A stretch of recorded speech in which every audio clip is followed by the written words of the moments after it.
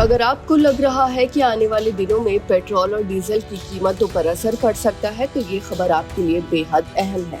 भारत सरकार ने एक बार फिर विंडफॉल टैक्स में बड़ा बदलाव किया है। डीजल और एविएशन टर्बाइन फ्यूल यानी एटीएफ के एक्सपोर्ट पर टैक्स बढ़ा दिया गया है, जबकि पेट्रोल के एक्सपोर्ट पर राहत दी गई है और ये नियम 16 जुलाई यानी आज से लागू हो चुके हैं।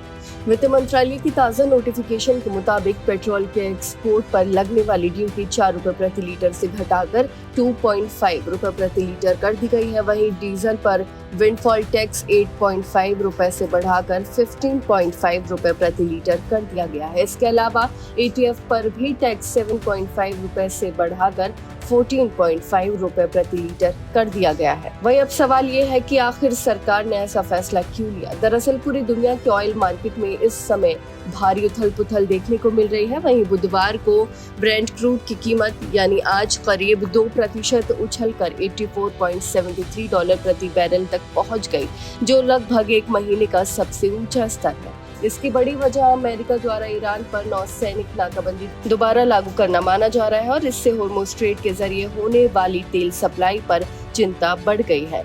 और यही वो समुद्री रास्ता है जहां से दुनिया के करीब 20% तेल का कारोबार होता है। इतना ही नहीं, बढ़ते भू राजनीतिक तनाव, तेल टैंकरों पर हमलों और रूस से कम सप्लाई जैसी परिस्थितियों ने भी ग्लोबल फ्यूल मार्केट पर दबाव बढ़ा दिया है। खासकर डीजल के रिफाइनिंग मार्जिन में तेजी आने से सरकार ने एक्सपोर्ट पर टैक्स बढ़ाने का फैसला लिया है। हालांकि आम लोगों के मन में अब सबसे बड़ा सवाल ये है कि क्या इससे देश में पेट्रोल और डीजल महंगे हो जाएंगे।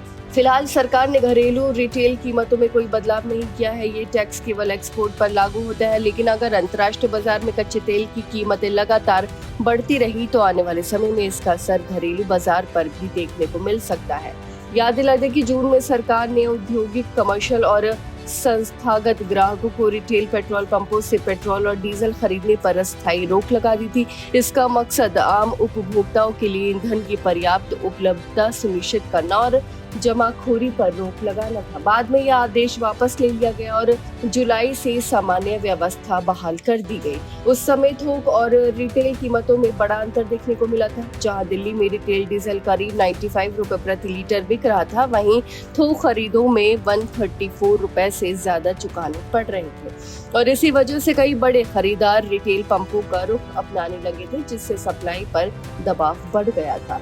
कुल मिलाकर सरकार का ये नया कदम ग्लोबल ऑयल मार्केट की अस्थिरता, सप्लाई सुरक्षा और घरेलू ईंधन उपलब्धता को ध्यान में रखते हुए उठाया गया है और अब सबकी नजर इस बात पर होगी कि अंतर्राष्ट्रीय बाजार में कच्चे तेल की कीमतें आगे किस दिशा में जाती हैं और उसका असर भारत के आम उपभोक्ताओं पर कितना पड़ता है।